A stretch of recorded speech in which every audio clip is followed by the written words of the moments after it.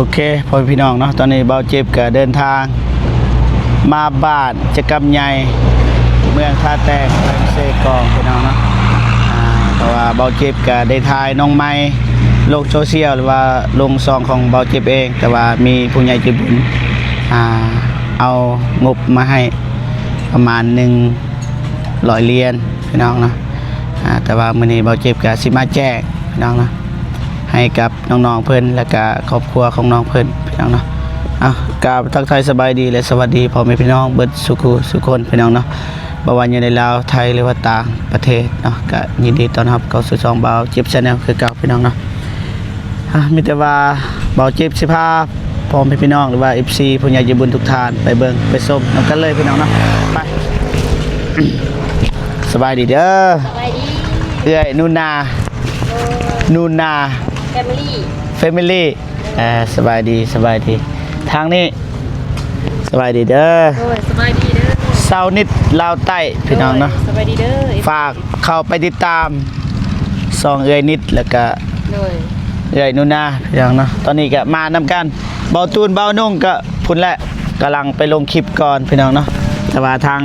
3ท่านหรือว่า3คนมาทางนี้ก่อนพี่น้องเนาะทางนี้ก็น้องน้อยเบาโกแม่นว่าสบายดีเด้อ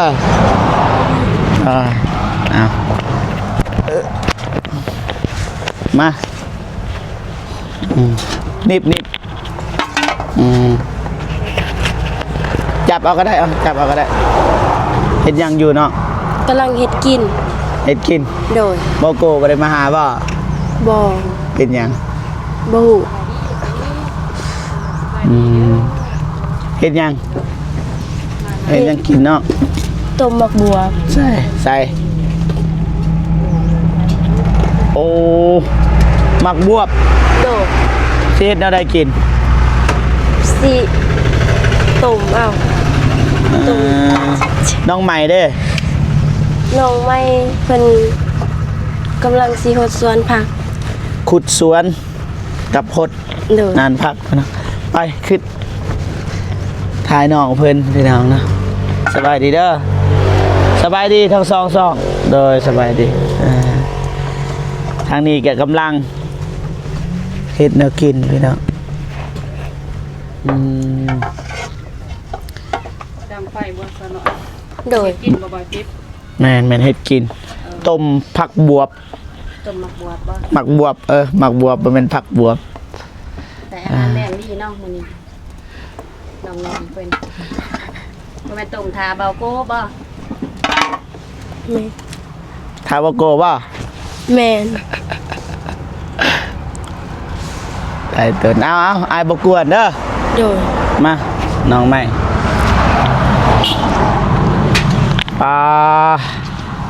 พูดนี่พากันนี้เลยโอ้น้องใหม่ตามแผนเลยพี่น้องเบาเจ็บให้น้องเพิ่นเฮ็ดชวนพักพี่น้องแต่ว่ามื้อนี้ก็มาเจอเพราะว่าน้องเพิ่นหาก็เลิกมาแต่ขายน้ำมันบางทีแต่ว่าเบาเจ็บก็บ่มั่นใจพี่น้องไปเฮ็ดนานพักทางนี้ก็เฮ็ดเลยนี่แต่ว่าบ่ได้อ้อมบ่ได้มีหัวได้บ่สบายดีเด้อโดยดุเนาะน้องไม้พี่น้องน้องผู้ที่เบาเจ็บถ่ายมื้อนั้นได้แต่ว่าสิไปแจ้งข่าวดีให้น้องเพิ่นก่อนให้น้องเพิ่นบ่ฮู้ดอกไปเอ้ยแบบเซอร์ไพรส์เด้อเนาะว้าสิว่าเซอร์ไพรส์ก็บ่แม่นบ่เรียบร้อยแล้วโอ้เสียดนานพักสบายดีเด้อนี่แนมมานี่เฮ็ดนานพักมีระบอบแบบว่าตะไคร้ยังมีระบอยังบ่มียังเด้ออยากได้บ่อยากได้เจ๊ตะไคร้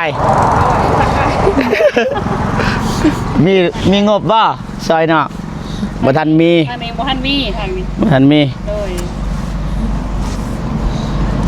มีงบตัวอย่างมาซื้อตะข่ายนี่ใส่ ใส่เท่าไหร่ลายบ่ นี่ดีบ่ แม่นี่แหละอ้อมมานี่แหละนี่ อ๋อแม่ 3หลานบ่เจ็บ ฮะ 3หลาน 3ด่างพอเลย พ่อสามีนี่ 3ด่างมีขายบ่แถวนี้ หลังเลยกองเติบเลยประมาณ10 บอ บ่มีขายบ่เครดิตจุนลายหยัง นี่เด้ ถ้าจุฬามีถ้านี้บ่มี มีไหมอ๋อ นี่นะเขียนว่า ได้จกไม่แต่อันเดียวบ่สิคุดซอย ข้ามดีเนาะ สิคุดซอยเนาะ ได้ให้แบบเจ็บผู้ซอยสิ ทางนี้นี่บอลล้างถ้วยพี่น้องบอลเจ็บไทยมานั่นล้างถ้วย เวลาอาบน้ำก็อาบน้ำอยู่นี่นะต้องอาบกลางคืนกลางเว้นยานผู้บ่าวเห็น ติดเส้นทางเลยจะน่าอายสิคุดซอยจกหาจกอีกอันหนึ่งเนาะ มาจกไม่อันนึง มีป่ะจกพี่น้องอีกยัง เจ็บผู้ซอย มีป่ะ มีอยู่ โดยไปยืมก่อนก็ได้ จกไปจากลอยเด้อบางทีเดือน แน่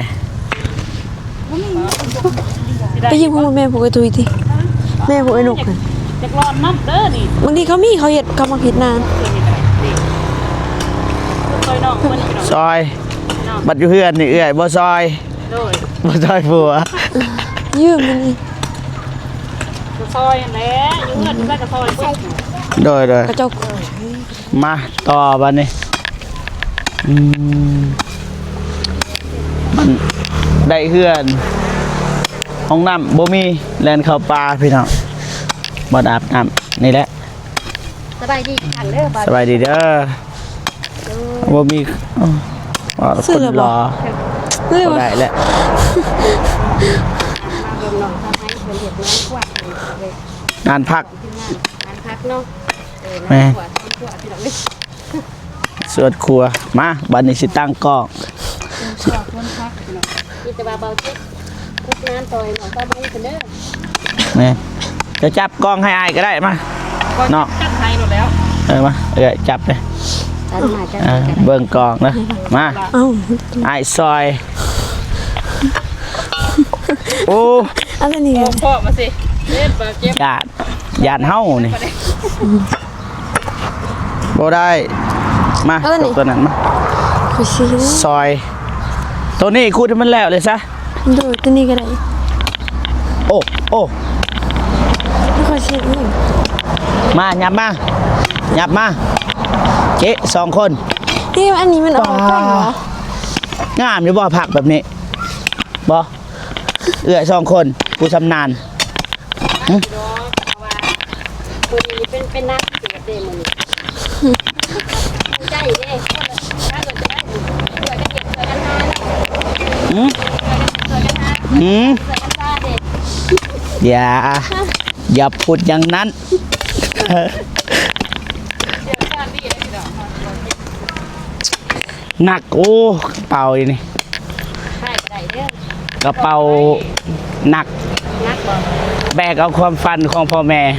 อยู่นี่แหละหนักแต่ต้องสู้ แม่เฮาเท่าเลย แต่นี่มาซอยน้องใหม่ก่อน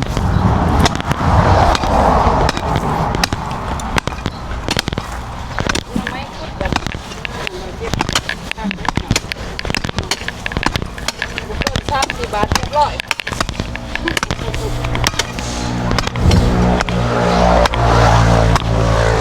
เริ่มแล้วเด้อ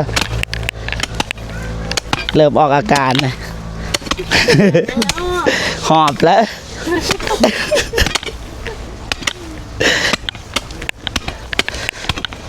มันบนเลิกเนาะงามเลยปะถามความจริงงามบ่ดินนี่งามบ่ โดยงามงาม งามแห้ง งาม พูดกับ2คน งามเท่าใด งามเลยงามเลยใส่ปุ่นใส่มาให้งาม บ่ดีแล้วบางทีเบาเจ็บซื้อๆตะคายให้น้องเพิ่น เอีย จับเอาหึบ่มี 3ด่างบ่3เป็นยังละเอื้อยบ่เมื่อกี้ ซ้ำก่อ 3ก่อพอเลยก่อแพงอยู่บ่ ก่อหนึ่งนี่ ก็หนึ่งสิบ ป้าย ฮะ ยิ่งตั้งที่กับพนา ล้านป้าย เลยโตที่ว่าสูงร้อยกับ เฮาเคยซื้อเด้ อะไรสัตว์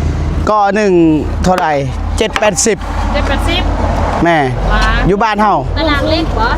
บ่ตะไคร้ซื้อดา โอ้นั่นว่าเป็น แม่ โอ้สวัสดี เจ้าสิเฮ็ดหยังตะไคร้เหล็ก โอ้สวัสดีเข้าใจจะว่าตารางแบบเฮ็ดอยู่เฮือนนะ โอ้ ส่วนกว่าสวัสดีคิดว่าแบบ ถามมาบ่เจ็บมีเงินแล้วบ่ ตัวแบกตัวธรรมดานี่แหละ ด้วยถามคนเป็นอันนี้แล้วมาเจ็บเอางาเพิ่นว่าจะขายน้ำนี่ อยากถ่ายบ่สบายดีเด้อ ทำตาก็ อ่ะบ่ท่านคิดว่าถ่ายเลยเด้อเด้อน้องเด้อเอาจะพักก่อนก็ได้โดยสบายดีเด้อ สบายดีเด้วย ใน รอต้องรอพออีกเด้อ ในรอบ่หัวใจรอ สมนี่วะ ใจก็รอเนาะบ่ใจรอ หัวใจนี่แหละ ใจก็รอคนรอ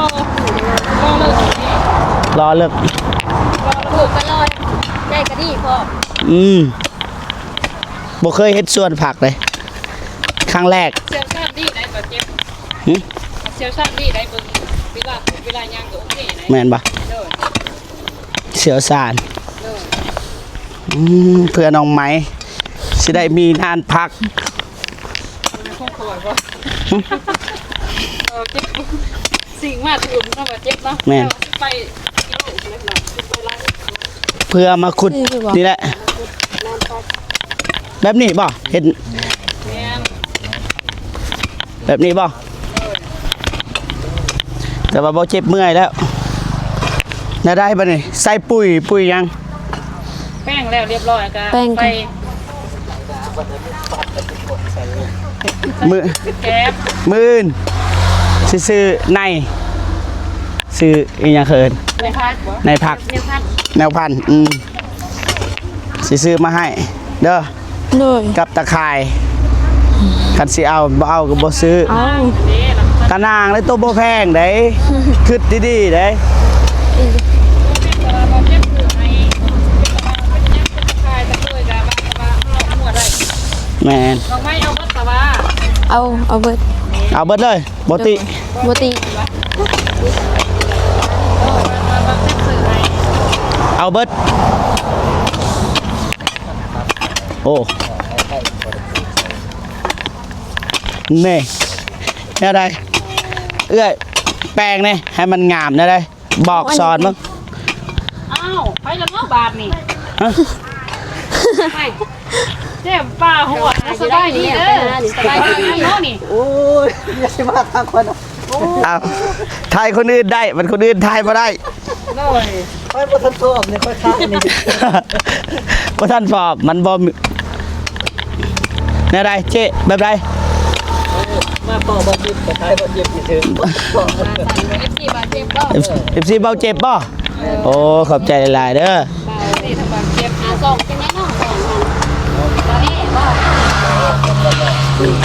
เป็นบ่แน่เพิ่นว่าเนาะแนวเดียว โอ้สิสร้างช่อง YouTube คือกันบ่เกี่ยวกับหยังไง กำลังทานนะเนี่ยมัน กำลังผ่านกฎโอ้ แล้วก็ทัศนะนอก อายทายเกี่ยวกับหยัง ทัดไปเลย ทายเลยมัวซั่ว มาสวดไปก่อนสั้นทานไปเลย โดย คือเนื้อทอดไก่สิซะว่าห้องนั่งอยู่ใกล้ได้บ่เจ็บ นักห้องบ่ แม่น เอาเบิ่งจากท่อนหนึ่ง นี่เลยอยู่อาจจะซอกหนึ่งเบิ้งเพลงเพลง คนกำลังห่องได้ห่อง นักห้องบ่ แมนขึ้นไหลสดแต่ละมือในห้องเพล โอ้ งเลยเอา ติด ส่ง นี้เด้อมือนาเด้อ ติดหนี่บ่โอเค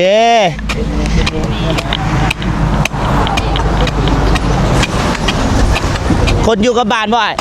มือบาทเลยนะ อ๋อ เอาแบบจะไปเป็นนอกได้เลยมันเกิด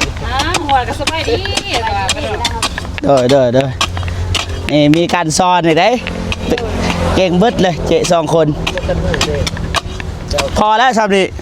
โอเค นี่มานี่อีกบัตรอยู่นี่เด้ 10บัดนี้ บอกก็ได้บอกก็ได้ ฮะ บอกก็ได้เอาตัวนั้นก่อนก็ได้ มาไว้นี้มือนาอีกเพิ่นจะคนมาใส่ ยังมีตัวนี้แป้งก่อนเนาะ ตัวนี้แนวไรนี่ ไม่บ่เจ็บแน่ไหมแน่ไหมน้ำไทยน้ำน่ะ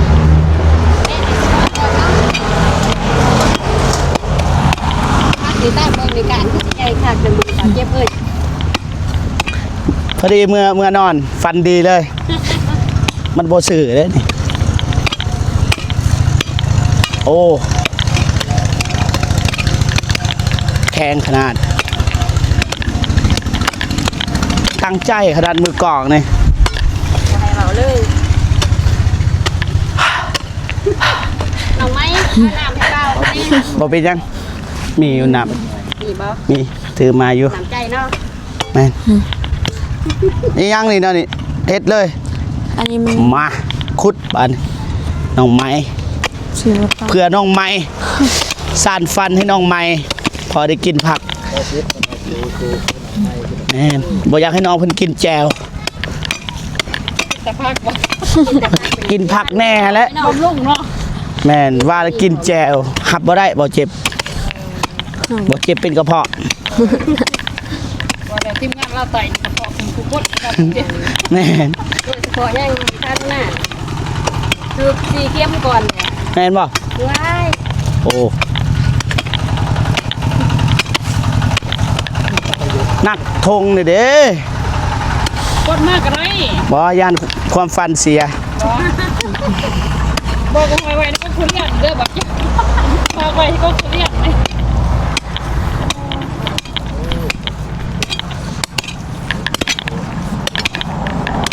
เชียร์เสื้อนี่ได้จับหนัก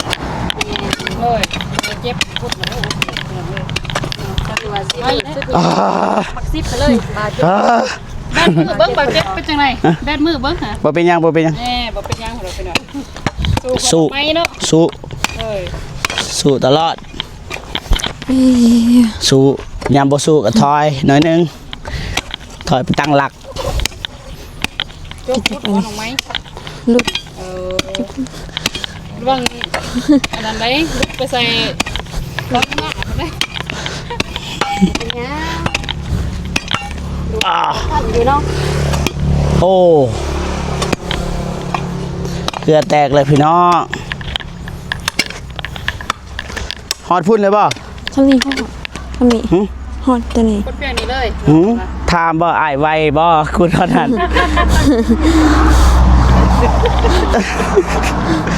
ต้องถามเลย เอ๊ะเบาโก้มีเบาโก้อีเบาเย็บมีกำลังใจอยู่เด้อ เพื่อนออกมาจะได้เอาไว้ได้แบบนี้ โดยโดย เป็นกำลังใจให้ โดยโดยโดยขอบใจขอบใจ ปันนี้คือสี่เพิ่น เอาสบายดีสบายดี เนาะ FC เบาเจ็บบ่ แล้วว่าวันนี้ปรับแล้วเนาะ เคยเห็นเบาเจ็บเคยเห็นเบาเจ็บอยู่ไสอ้าย ไปสบายดี ฮะ ไปน้ำบ่เอาหนุ่ม ไปเบาหนองบ่ คือของคุณเนาะ จกมันจะหักเลย ติดไปได้สี่บ่สี่ตัว FC บ่เต็มเดียวบ่สิบ่ FC ตัวยงเนาะ แน่ เอ๊ะตอนนี้เพิ่นตอนนี้ FC ตัวยงอีก เฮ็ดนะการนี่บ่เจ็บ ก็จะได้บาดเจ็บ เฮ็ดด่วน ด่วนเป็นด่วนเฮ็ดลายบ่ แจ้งตำรวจ 191บ่ ค่าขนาดตามจกอีก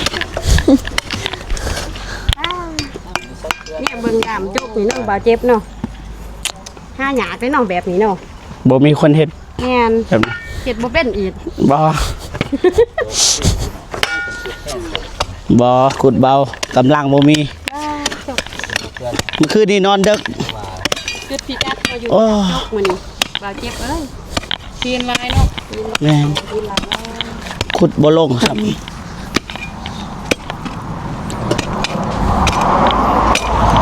ถามไม่หลีงามบ่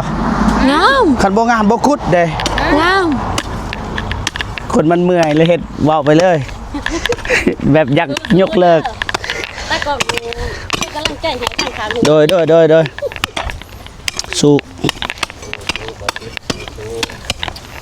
เก็บเอาจุกทับลงดินทาง ห้องป่าแล้วคือแบบ ปับ ตั้งเงี้ยเนาะ โศกบาดเจ็บหรือฝรั่งแห้งขนาดนี้เนาะเอาที่เอาก่อนนะเนี่ย ค่อยๆเฮ็ด มืด ค่อยๆซอยเนาะเพิ่นเฮ็ดน้อย แต่ว่าเฮาเฮ็ดดีกว่าบ่เฮ็ด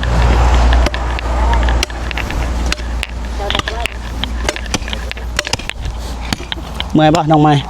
บ่ บ่เมื่อย เลย เบาแล้วบ่เมื่อยเมื่อยแต่ว่าอยากได้เด้ง่ายเนาะ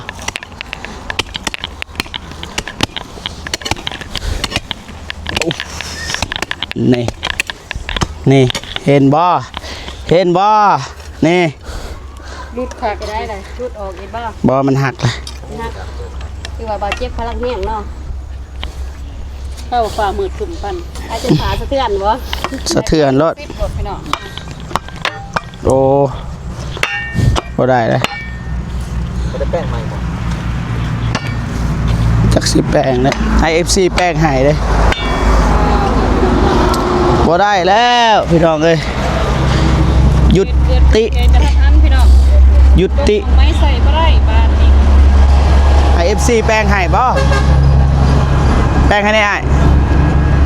FC ตัวจริง FC ปุ๊กกี้ มาขอบใจหลายเด้อเด้อ ได้แล้ว พักผ่อนก่อนหน่อยนึงพี่น้องในระหว่างรอท่าอ้ายเพิ่นแป้ง ไม่ได้พ่อหนา สู้เด้อ เลย นี่แบบนี้ ต้องหิ้ว อันนี้คือว่าแข็งอีนี่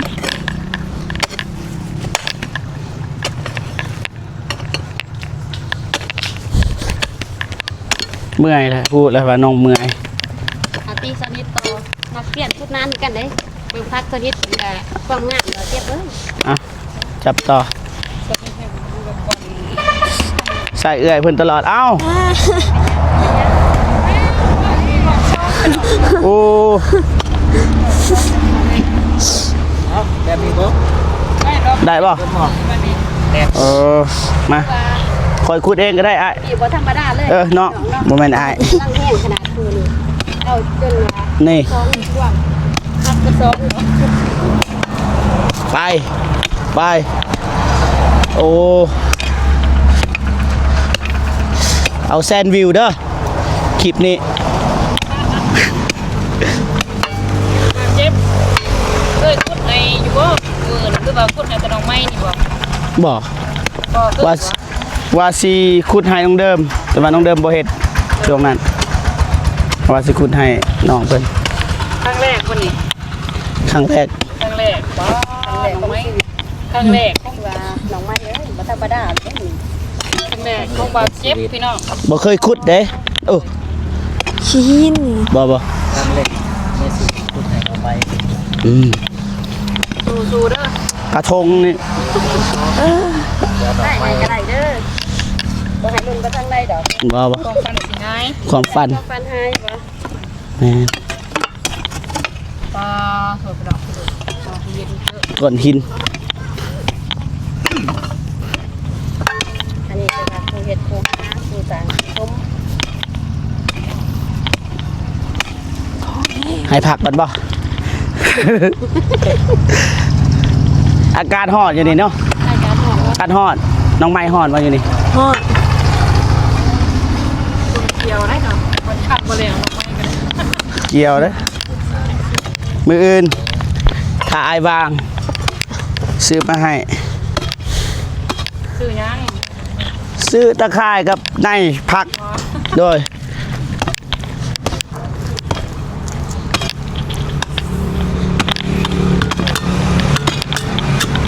เหลีย ขุด ยีนลายขนาดนี้ ที่ลายหนึ่ง โอ้ยจกนี่มันบ่งามนะผักเนี่ยเอ้ยบ่เที่ยงแล้วบ่เที่ยงคนอยู่แถวนี้ งาม อันนี้ขุดเลยอ่าสั่งเอา เข้ามาเข้ามา บ่ได้เลยบ่ได้เลย แม่บ่เอ้เห็นไหม มามาสิไปเอฟซีเห็นมา ได้ มาล่ออยู่ ได้อยู่ได้อยู่ได้อยู่โอ้ยน้องใหม่เอ้ยจก ยิน เจ้า ไร จกเจ้าโอ้ยเกะกะจกนี่หักทิพย์ เอาเบาเจ็บ โอ้ยขอบใจขอบใจอ่ะ ลูกเต่าเอ้ยเอานะ ไปอยู่หันก่อนไปอยู่หันก่อนไก่โพดตอนเฮ็ดเวียก ให้อีกแล้ว โอ้หนอปะเต็ม เศร้าเลยเนาะบ่เจ็บ มีแห้ง ไม่แย่งเลยเนาะ ปลา คนเท้าก่อนห้ามเนาะ ปลาเท้า เท้า ตอนห้าม อย่าเด้อ เอาหนา ตามหมาอีก ใช้แต่ขนาดเนาะ เอาเจ็บเนี่ยเว้ายังบ่ได้เด้โจมตีเบิด FC นี่มาให้เว้าน้ำไผบ่เจ็บย่อม อย่าอย่าอย่าเข้าใกล้เขาสิต่ำ ไก่โพดปล่อย เอา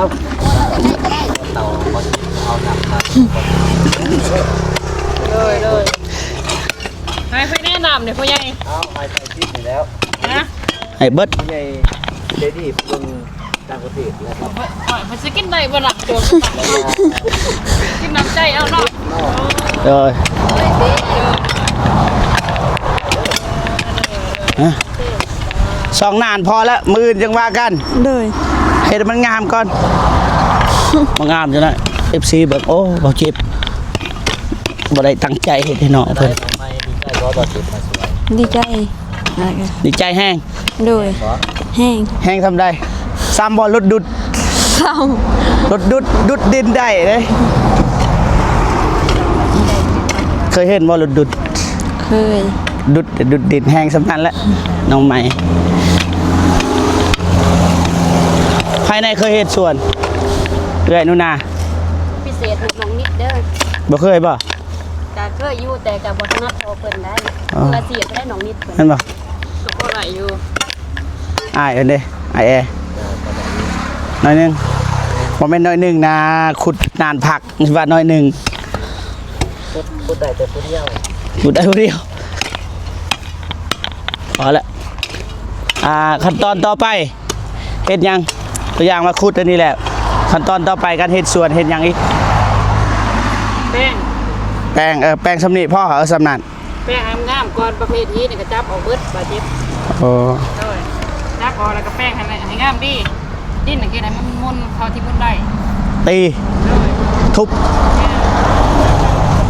แล้วเดี๋ยวหาแกมาดู แกบมีบ่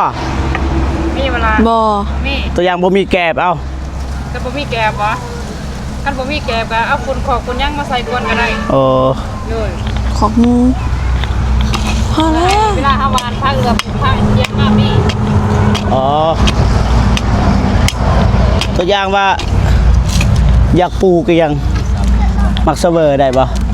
เลย ถ้าเป็นมัสเบอร์ มักเสเวอร์เขาสิเฮ็ดแบบ ก็ได้ แล้วก็ปลูกผักทั้งกองได้บ่งามบ่ งามกัน นั่นคือทางล่างเพื่อนนี่ ล่าง เพื่อนคงเสมออยู่ เงินเอื้อยบ่ ใจใจหนามเลย มีบ่แนวมัน เนี่ยบอสเราเป็นหมา เฮ็ดแนวได้สัตว์ ร่างเดียวกันหมา พอเฟินบักเบอร์แล้วกินยาวนะ หึแม่น แต่ว่าสภาพอากาศทางนี้จะร้อนแน่เลย ฮอนี่ต้องฮดนี่นะ โคตรแต่ว่ามาสิจับหรือบอกได้เนาะ เพราะว่ามันกระแทกอยู่ได้อีกนักแล้วมันคือมันก็มากเอาไว้ใจก็คือว่าน้ำดอกไปใจกับหนามบางทีแบบน้ำหนามนี่ บาเจ็บ FC ถ้ามาว่าคุณนั้นร้านนี่สิปลูกผักหรือปลูกบักเบอร์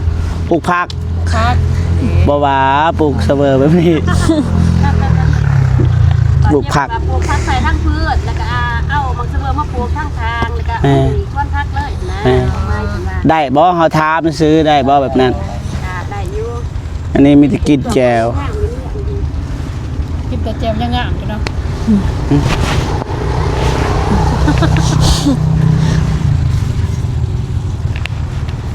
แล้วบ่ แล้ว บ่แม่นอย่างอื่นเมื่อยแล้ว โอเค เอาบ่เคยเฮ็ดให้ไผ แป้งให้มันย่าง โดยแป้งแป้ง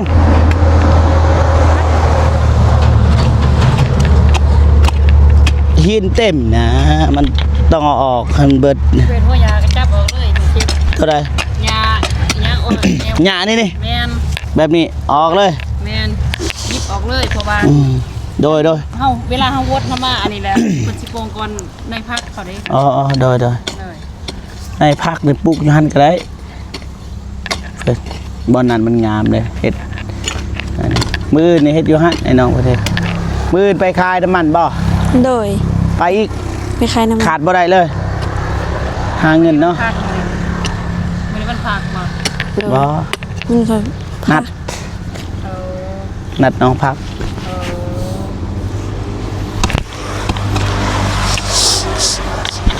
เขินได้นี่จนอันนั้นบ่ได้3-4กอกเดใส่เฮาบ่ฮู้สิเฮ็ดแนวใดเฮาเฮ็ดบ่เป็นเด้ อ้าวเอฟซีทั้งนั้น FC แบบ เอฟซียืนเป็นลักหัวเลยนะท่านแม่ มาใกล้เลยเนาะติดภายในสิแปลงซอยนี่เสานิด เอฟซี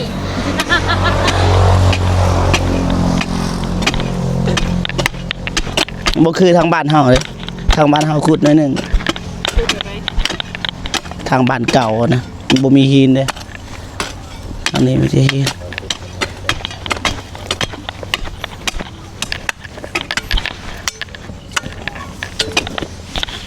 โฆษณาแล้วเด้อ มือแย่แล้วซ่าแล้วเนี่ย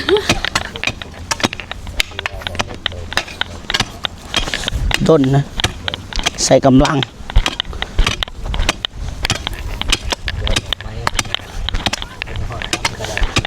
โอ้เป็นโคศกบ่อ้ายเคยเป็นโคศกบ่ รู้สึกว่าเสียงคล้ายๆคือโคศกเมื่อ10นักร้อง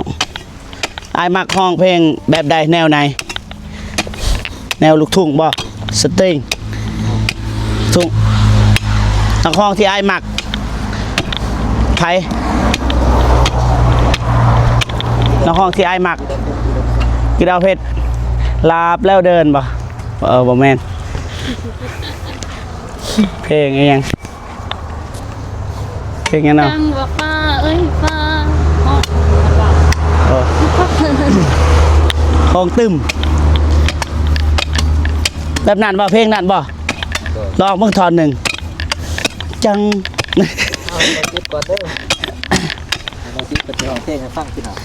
นักของเชื่อนักของ เอ้ย เนาะมื้อนี้ จังบ่ได้แล้ว นี่ค่ะ เมื่อย เป็นมาติดนี่ก่อนติด อายติดนี่บ่มื้อหน้าสิมาห้องบ่เพราะว่า สบายไปเลย ทางบ่เจ็บมีนักห้องยิงแล้ว มีแล้วน้องอภรน้องใหม่บ่ฮู้ว่าห้องเพลงได้หรือบ่ ห้องว่าเป็น หึ ห้องว่าเป็น บ่เป็น เลย เป็น แต่บ่ม่วน โดย นั่นแหละเป็นพอละเกะกะส่วนนี่เกะกะเฮือนนั่นดอก มื้ออื่น เดือนหนึ่ง ปืนอยู่ไซเนาะให้มันลายนานนะเพราะว่าเฮาสิซื้อตะข่ายมาให้ มืออื่น แต่ว่าบอกพอของน้องหั่น5หลัก โดย บอกเด้อ โดย บ่บอกในอะไรนะ เก็บตาจังเลย ปักพรก่อนพี่น้องเอ้ยฮะ เป็นอันนี้ดี เท่าไหร่ ป้ามองหันมันลายมานี่พูดอีกแล้ว คูดอีก มองหันลายเดี๋ยวเอาตัวนี้ออกแล้วเข้าไปสร้างใหม่ เด้อได้แล้ว ค่าที่อะไร ขอบใจหลายๆเด้อ โอเค เดี๋ยวนู่นนาพี่น้อง ตื่นเต้น เอา ดิ ตัวไปลงคลิปนี่แล้วเลยปะ แล้วเลยเบา30 ปาว่าจะได้อ่ะฝากส่องบ่ หน่อยครับ ฝากส่องซื้อหยัง เอ้ยคุณมันนอกใช่แนว เบาแอร์คนบ้านนอก หน่อยเด้อ แชนแนลเป็นภาษาไทย ภาษาไทยภาษาไทยเนาะโอเคพ่อพี่น้องมีแต่ว่าฝากส่องอายเพิ่นไปเบิ่งว่าอายเพิ่นไทยเกี่ยวกับหยังแนะนำให้พ่อแม่พี่น้องหรือว่า FC เข้าไปติดตาม ให้กำลังใจอายเพิ่นเพราะว่าอายเพิ่นก็อยากสร้างช่อง YouTube อยากมีรายได้เนาะประมาณนั้นเด้อเอาพอดีโอเค FC เห็นอยู่ถ่ายไว้เรียบร้อยเด้อบ่เป็นหยัง ก็สิรับไม่ ปา ได้ โต รับไม่ได้ โอ้ไปแล้วซองเฮา เขาจิ๊บ เด้อปา เขาจิ๊บ เมื่อยบ่ ไว้หนองไม้ กะบ่เมื่อย จับกอกเลย บ่เมื่อย บ่เมื่อยบ่ เพราะว่าเป็นใจมากสิ เด้อเด้เมื่อยบ่บ่เมื่อย โดย ทางนี้เมื่อยบ่อีหยัง ไม่ตะกระสือ น้ำ เลยยัง ปาโตขอบใจเด้อ เลย โอ้เต็มเลยบ่ได้กล่องเขาบ่ได้แล้วโอ้คล้ายๆกับย่นนั่นแหละโดดนะ เดี๋ยวทายเลยดิ้น ไผให้น้องว่า หนองไม้ น้องใหม่ กินโลดจะรอดเพราะไผ่นะ ฟาดก่อน เป็นจะได้บ่จิ๊บ ฟาดก่อน ก็บ่ได้หวานจางบ่ได้หวานจางแต่ก็โอเค น้องไม้ตื่มย่างลงไปสนามนะ เพื่อนกิน อยากให้มันหวานเติมน้ำตาล กิน น้ำอ้อยก็ได้น้อยเนาะน้อยเนาะ ตื่มน้ำใจ เลย เออเมื่อยป่ะนะมานี่ มานั่งที่ไหน นี่ข้างๆนี่สิทาบ นั่งอยู่นี่ เก็บ ตัวเด้อ ตัวนี้อาจารย์จะมาจะใส่ นั่งแบบสุภาพเลย สุภาพ พี่ มากเลย ปานเข้าวัดโอ้พิเศษผู้นี้บ่อายเด้อ เลย เห็นป่ะ จินดาแพ้อายเพิ่นติล่ะ อย่าอายเด้อ บ่ อายมาดีนะมาซอยแบบมันมาทำลายเนาะแม่นบ่ โดย ขันมาทำลายอีกอย่างหึ มาด้วยยังมื้อนี้ มาด้วยยังมื้อนี้ รถมอเตอร์ไซค์ แม่นบ่บ่อยากปานใดนะตัวนี้นี่นะ คิดว่ามาด้วยใจบ่แม่นบ่คิดว่ามาด้วยใจบ่แม่นบ่ บ่ บ่ มาด้วยความสงสารน้องเพิ่น นั่นล่ะคือใจ นั่นล่ะคือใจ ใจ ใจอยากช่วยเหลือน้องไปเอง โอ้มาด้วยใจ ใจอยากช่วยเหลือแม่นนี่แหละผลงาน คนงาน 1 2 3 4 5กับเบาเจ็บ ได้สองล้านบ่ เลยสองเดือน ได้ซ่องนาน